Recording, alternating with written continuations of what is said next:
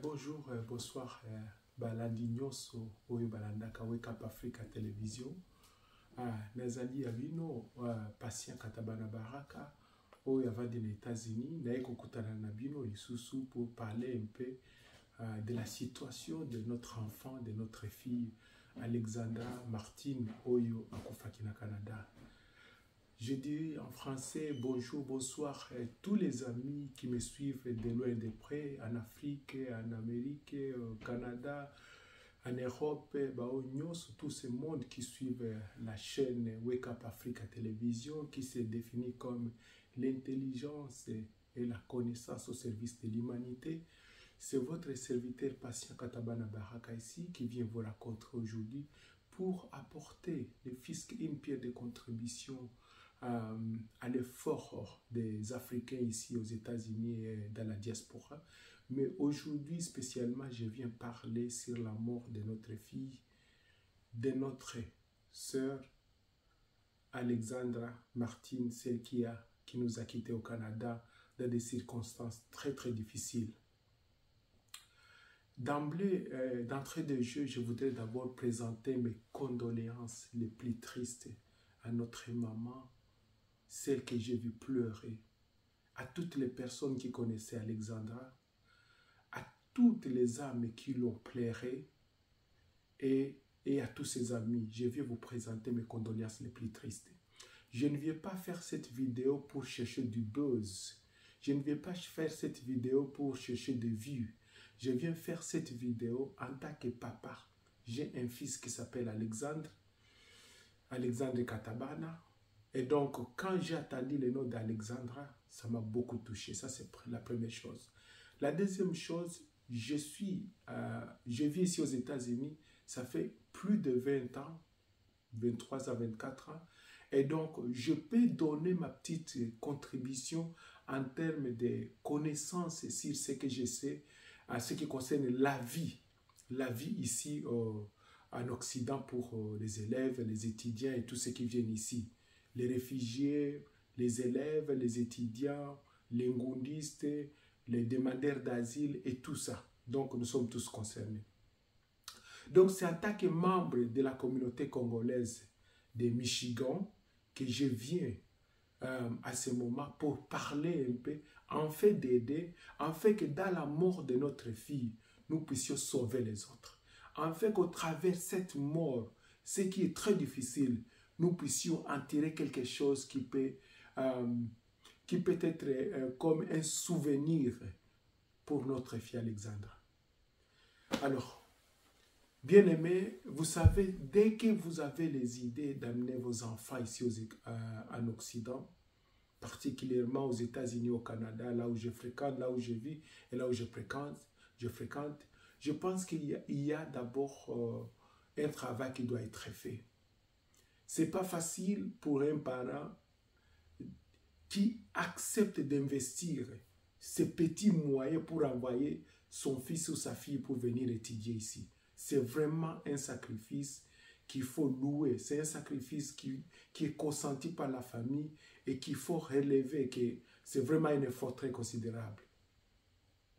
Et on ne peut jamais, jamais souhaiter à un parent, à une maman, à un papa, à qui que ce soit, de vivre le cauchemar que maman d'Alexandra a vécu. Non, non, non, non, non.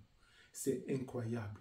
Lorsqu'une maman consentit ses efforts, ses petits moyens, ses petits investissements pour, au travers l'éducation de sa fille, au travers l'éducation de ses enfants, et au retour, on lui apprend que son fils ou sa fille est morte, c'est inacceptable. C'est pourquoi je viens parler en fait d'aider les parents et les autres, les responsables qui veulent envoyer leurs enfants ici, qu'ils sachent du moins comment est-ce qu'on peut s'en tenir.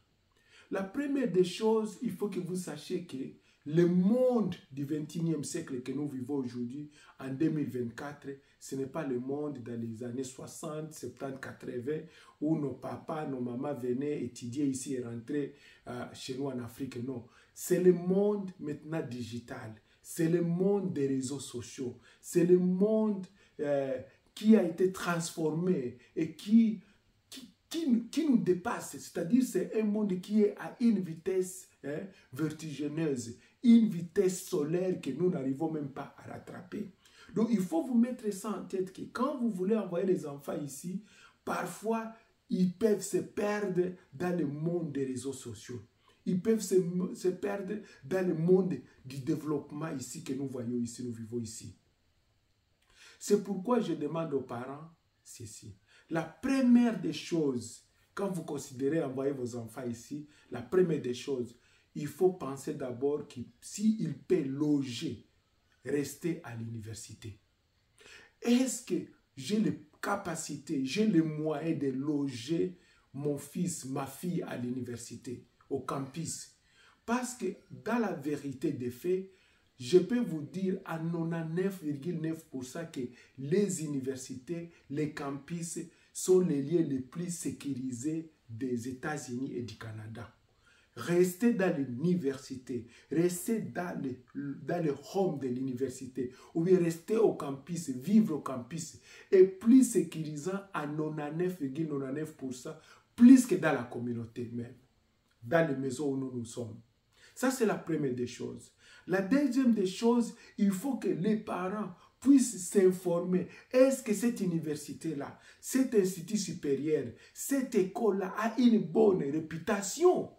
Parce que vous ne pouvez pas envoyer, il y a des universités ici et des universités. Il y a des universités qui n'ont pas une bonne réputation.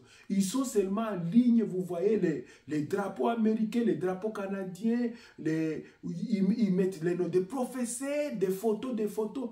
On peut monter n'importe quoi en ligne aujourd'hui. On peut vous monter une banque, on peut vous monter un hôpital, on peut vous monter un centre d'essai nucléaire, on peut vous monter un centre de développerie, on peut tout vous monter en ligne aujourd'hui. Et surtout avec l'intelligence artificielle, tout est capable, et tout est possible. Donc il faut d'abord faire une recherche, s'informer pour savoir est-ce que cette université où j'envoie ma fille ou bien mon fils, est-ce qu'il a c'est une université qui a une bonne réputation? Il faut regarder tous ces détails-là. Pourquoi? Parce que vous pouvez retrouver ces informations-là en ligne, vous pouvez chercher sur Google, vous pouvez appeler les gens, vous informer. Parce qu'il y a des universités que vous avez connu les noms dans les années 60, 70, 80, mais aujourd'hui, ils n'ont aucune réputation. Aujourd'hui, ce sont juste des universités de noms, mais ils n'ont aucune formation académique. Donc, il faut d'abord s'assurer également, ça c'est le deuxième point, avant de décider d'envoyer votre enfant. Et lorsque vous décidez d'envoyer l'enfant, il faut s'assurer est-ce que j'ai les moyens financiers, j'ai la capacité de maintenir mon fils et ma fille, de vivre à l'université. Dans le cas d'espèce de notre fille, Alexandra, maman devait faire ces recherches-là avant d'envoyer l'enfant. Troisième point, si vous n'êtes pas capable, vous vous dites avec les moyens que j'ai, je suis incapable de faire loger ma fille à l'université, c'est-à-dire dans les dortoirs de l'université, parce que toutes les universités ici, ils ont des dortoirs, mais ça coûte cher de loger à l'université, parce qu'il faut payer le loyer, il faut payer à manger, et tout ça, le parking véhicule et tout ça. Et donc, parfois, les parents peuvent dire, non, est-ce que j'ai les moyens? Si tu n'as pas les moyens, il faut maintenant commencer à étudier d'autres possibilités. Si vous n'avez pas les moyens de payer le loyer à l'université. Comme je l'ai dit, l'université, c'est le lieu le plus sécurisé d'ici aux États-Unis et même du Canada. Ils ont des caméras partout, ils ont une police de l'université seulement, ils ont des agents de sécurité à l'université pour s'assurer que les étudiants peuvent aller de tel homme à tel homme, de tel restaurant à tel restaurant, de telle salle à telle salle, tout en étant en sécurité. Vraiment, ça je vous garantis, la sécurité dans les universités ici, il y en a. Et mais maintenant, lorsque vous vous posez la question de savoir si vous serez capable de faire vivre votre enfant dans l'université, vous pouvez dire non, comme je n'ai pas les possibilités de payer les frais pour que l'enfant reste à l'université, qu'est-ce que je peux faire? Je cherche, je fais mes recherches. Est-ce qu'il y a une famille congolaise? Est-ce qu'il y a une connaissance que je connais au Canada ou aux États-Unis qui peut accueillir ma fille Je parle surtout des filles. Parce qu'il faut dire que la sensibilité entre les hommes, les garçons et les filles est trop grande. On peut considérer les filles comme des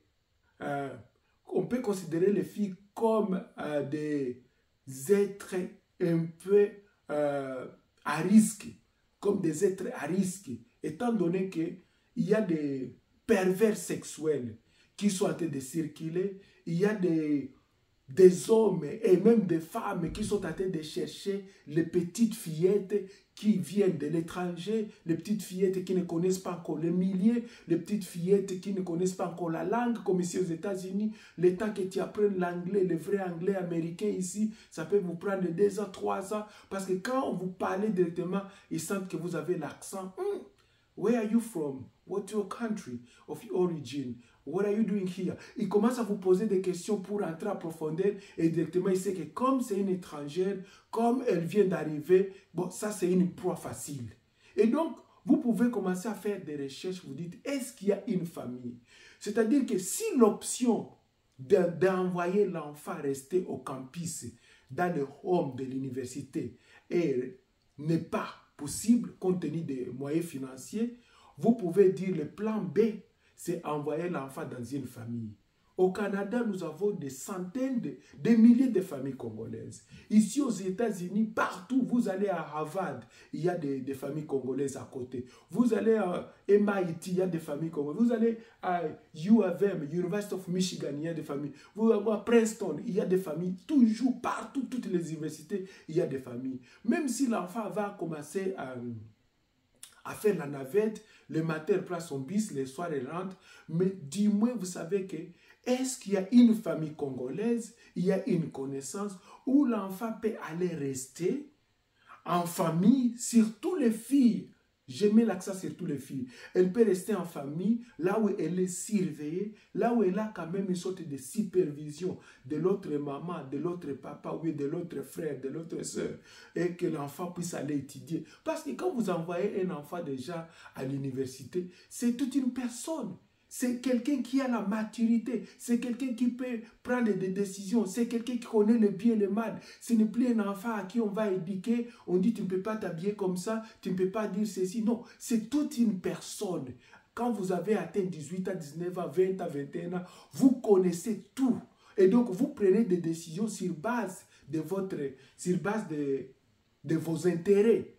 Vous dites, non, pas maman, je suis arrivé dans cette famille-là, c'est une bonne famille, je pense que je vais rester ici. Maman, je suis arrivé dans cette famille-là, en tout cas, on ne me traite pas très bien, je pense que maman, on doit chercher une autre place. Donc, il faut envisager la possibilité de venir ici, d'aller au Canada, mais de vivre dans une famille d'abord, si on n'a pas les moyens de vivre au campus, comme alternative crédible et sécurisante pour nos enfants.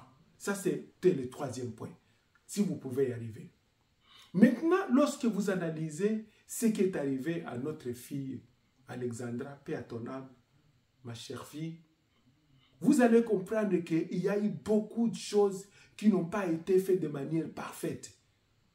Je ne suis pas ici en train de condamner, mais je suis en train de donner des leçons, des conseils à nos parents.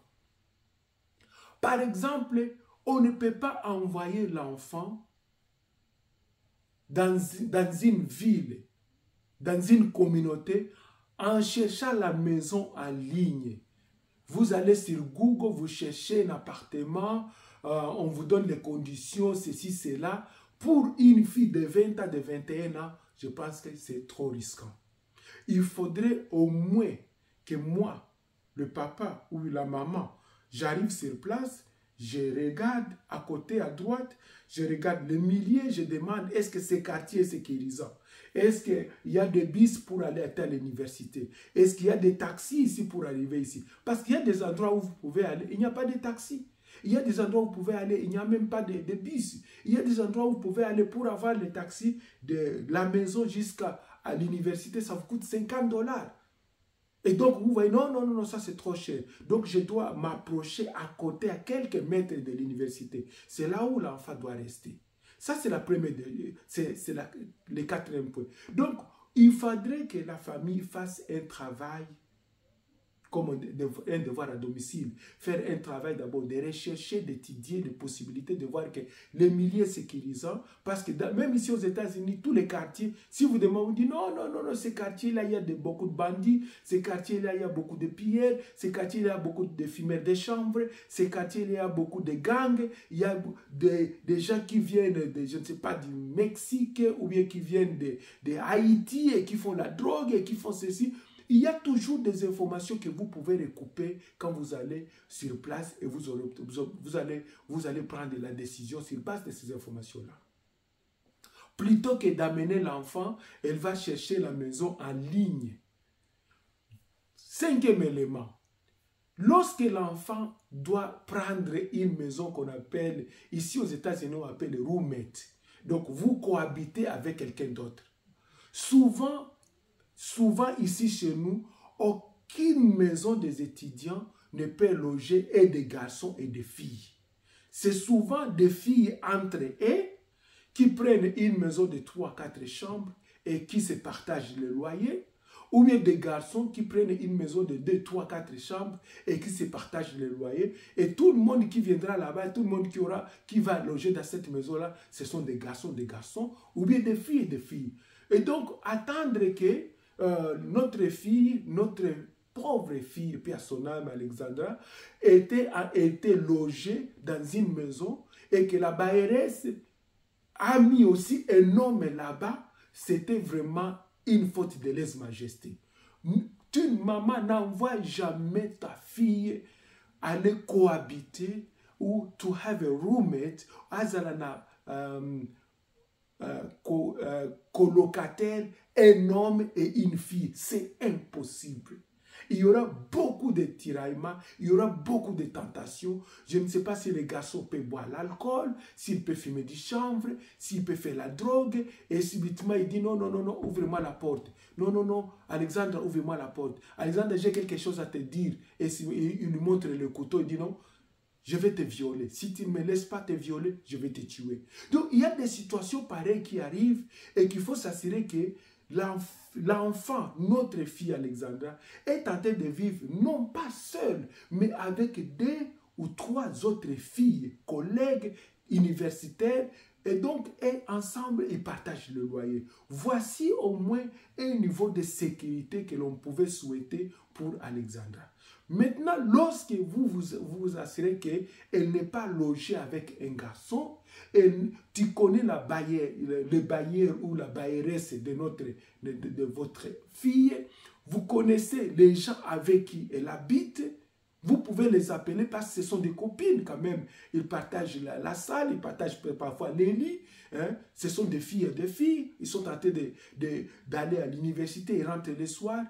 Vous devez aussi vous assurer certaines choses comme s'assurer que l'enfant est bien éduqué et bien renseigné pour ne pas prendre n'importe quel taxi. Même si quelqu'un vous dit non, moi je vais vous déposer, je suis africain, je suis congolais. Ça, on n'accepte pas ici, maman. On n'accepte pas ici. La seule voie, c'est vous prenez le Uber. Le Uber est directement identifié par le plaque, est directement identifié par la photo de la personne qui vous transporte. Et on est en train de suivre sur GPS, la navigation de Uber, là où on vous a pris et là où on vous amène. Et puis les chauffeurs de Uber, les chauffeurs de Lyft, ils vont tout, they go through a very extensive background. On vérifie leur profil, on vérifie leur profil avant de les engager. Donc, si vous avez déjà tabassé votre femme, si vous avez déjà connu un accident, on ne vous prend pas pour faire le Uber, on ne vous prend pas pour faire les lifts, les taxis ici, en ligne. On doit s'assurer que tu es un homme intègre, tu es une femme intègre, pour te confier la responsabilité de transporter les autres dans votre véhicule. Donc, les lifts, les histoires là, je vais t'aider, je vais te soutenir, je vais t'amener, ça n'existe pas et il faut dire à vos enfants, n'acceptez pas. Ça, c'est parmi les dernières leçons, ça c'est la première. La deuxième leçon, c'est il faut éviter d'être trop visible sur les réseaux sociaux. Les réseaux sociaux, ça peut vous créer des problèmes, tout comme ça peut vous sauver. Mais dans les cas d'espèce, en tout cas, être exposé dans les réseaux sociaux, tout le monde connaît vos mouvements. Hey, aujourd'hui c'est mon anniversaire. Hey, demain je serai à l'église. Oh, après-demain nous allons célébrer la fête de mon ami. Oh, mercredi nous serons chez tel pour célébrer la fête des filles. Oh, nous allons célébrer son... Donc, il faut éviter d'être trop exposé, trop explosif sur les réseaux sociaux. Parce qu'il y a des gens dont le cerveau est déjà détruit, l'intelligence est déjà corrompue, qui sont dans les réseaux sociaux en train de chercher qui dévorer. Comme la Bible dit que ce sont comme des lions rougissants, hein, qui sont en train d'éroder autour cherchant qui dévorer. Et ces gens-là, vous les retrouvez parmi les Noirs, vous les retrouvez parmi les Blancs, vous les retrouvez parmi les Africains, parmi les Congolais. Ils sont partout. Et donc, il faut avoir une prudence de faire quand vous envoyez vos enfants ici. Il faut leur dire, par exemple, que tu n'as pas besoin de prendre les rides de quelqu'un. Tu ne peux pas aller dans un rendez-vous quelconque pour rencontrer quelqu'un, même si vous l'avez connu à l'université, même si vous vous êtes rencontré dans un magasin, allez seul, c'est impossible. Ça, je dis, je mets vraiment ma main à couper. Je ne peux pas permettre que vous permettiez à vos enfants, à vos filles qui arrivent ici aux États-Unis, au Canada, de dire, non, je vais aller rencontrer un ami, on s'est connu à Kinshasa, il habite tel à 40 km, à 30, 40, 50 km, parce qu'ici, comme les transports existent, c'est 20 minutes, 10 minutes, vous êtes là-bas, il faut dire non. Je suis venu étudier, mon objectif c'est étudier, je ne peux pas aller dans ces histoires-là. Donc, vraiment, vous essayez de réduire au maximum votre visibilité dans des lieux de fête, dans des lieux de deuil, dans des lieux de cérémonie.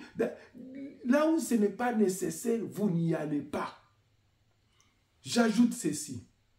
Quand quelqu'un vous invite dans un parc, le parc ici aux États-Unis est le parc. Il y en a, dans chaque État, il y en a au moins 50 à 100, peut-être 300, 500 parcs. Déjà des parcs là où vous pouvez aller prendre de l'heure, déjà des parcs où vous pouvez aller marcher, vous pouvez aller faire à vélo, vous pouvez aller vous promener, vous pouvez aller faire le romantique, vous pouvez aller vous asseoir, vous pouvez aller visiter les fleurs, vous pouvez voir les petits animaux, les oiseaux, il y en a partout. Mais les parcs, c'est aussi les lieux les plus dangereux ici. Je vous l'ai dit, les parcs. Donc, si quelqu'un me dit, il va m'inviter, au lieu de m'inviter dans un restaurant, il m'invite dans le parc, je dois dire, ça ne peut pas aller. Je ne peux pas aller, je ne peux pas accepter que ma fille soit invitée dans un parc, alors qu'il y a des restaurants, alors qu'il y a des places de café, alors qu'il y a des endroits là où les gens peuvent se raconter des crèmes glacées. Je dis, comme chez nous à Kinshasa, des places claires, open, des endroits pendant la journée. Donc, vous ne pouvez pas aller dans les parcs. Parce que quand on dit parc, il y a des arbres, il y a des eaux, il y a parfois des endroits cachés, il y a des petites collines, il y a des petites vallées, il y a des... Surtout les soirs ou les après-midi, les parcs ici, on enlève les gens. On enlève les enfants. Vous êtes avec 3-4 enfants dans les parcs, si vous êtes incapable de les contrôler, quelqu'un dont je parlais, dont la tête est déjà détruite, elle cherche une petite fillette et il cherche un petit garçon qui va les détruire, il pas ton enfant. On appelle la police, on cherche, et puis ça n'aboutit à rien. Parfois, on va retrouver l'enfant, il est déjà mort. Parfois, on va retrouver l'enfant, on l'a déjà détruit. Donc, le parc, ce n'est pas le lieu de rencontre. Mes frères, mes sœurs, vous qui sont des Africains, qui venez étudier ici, c'est pourquoi j'ai fait cette vidéo en français. Je n'ai pas voulu le faire en lingala, qui est la langue du Congo, mais j'ai voulu le faire pour que vous compreniez qu'il ne faut pas aller dans le parc. Il y a des endroits où on prend le café édité, des crèmes glacées partout, où c'est clair, il y a des gens qui sont assis là-bas, il y a des couples, il y a des enfants. Vous pouvez aller parler là-bas. Vous pouvez aussi vous rencontrer à l'université. Les universités ont des endroits là où les gens peuvent se rencontrer, les endroits où les gens peuvent causer, il y a des hommes, il y a des dortoirs, il y a des salles d'attente, il y a des salles de cinéma. Et donc, parce que je dis, l'université, c'est l'endroit idéal, la première place, là où c'est sécurisant pour nos enfants qui viennent étudier ici. La dernière des choses que je voulais dire, c'est quoi? C'est qu'il faut éviter les amis. Trop des amis que vous ne connaissez pas, qui viennent vous déranger votre vie parce que vous êtes une fille, tu es jolie, tu es belle, tu as des jolies cuisses, tu as des beaux yeux. Tout ça, vous ne savez pas à quoi vous allez vous en tenir. Souvent, le loup se cache parmi les brebis. Il se cache parmi les chèvres, il se cache parmi les brebis. Le loup se cache parmi les brebis. Donc, il faut faire très attention. Les amis d'ici, vous vous dites, je suis venu ici pour étudier. Je suis au Canada, c'est pour étudier. Maman m'envoie les $100, les $200 pour que je paye mon loyer et pour que je vive ici. Ce n'est pas pour commencer à aller dans des fêtes, dans des invitations, surtout parce que quand vous commencez à aller dans des fêtes, dans des invitations par-ci par-là, on finit toujours par, on peut vous droguer. Nous connaissons des cas ici, chez nous aux États-Unis, où les filles vont dans des fêtes pareilles, on les drogue avec l'alcool ou avec les comprimés, et finalement, on va les violer la nuit. Et finalement, on peut même les tuer. Et finalement, on peut même les enlever. On les enlève, le lendemain, ça devient maintenant une longue investigation. Elle était ici, elle est sortie avec qui? Comme le cas de notre fille Alexandra Martine. Paix à son âme. Donc, je me résume, mes chers parents, mes chers amis qui vous me suivez, ce n'est pas une mauvaise idée d'envoyer vos enfants ici. Ce n'est pas du tout mauvais de planifier, d'investir à ce que les enfants viennent étudier ici. Parce que le système éducatif chez nous est complètement détruit. C'est comme ils ont détruit la politique chez nous, ils ont détruit l'environnement, ils ont détruit le social, ils ont détruit tous les secteurs ont été détruits, ils ont détruit aussi l'éducation chez nous.